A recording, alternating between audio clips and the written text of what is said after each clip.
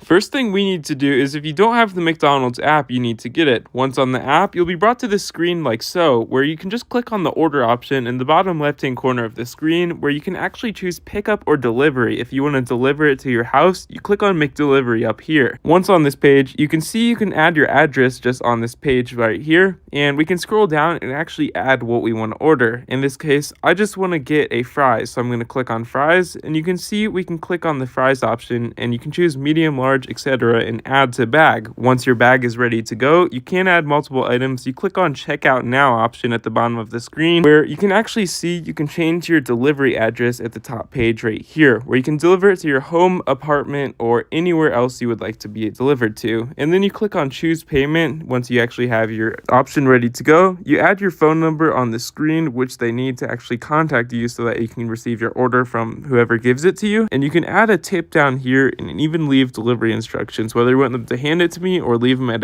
the door. And when you scroll down, you can simply click on the payment method of your choice and place order at the bottom of the screen, and you can actually see the ETA through text updates and within the app of how long it will take to be delivered.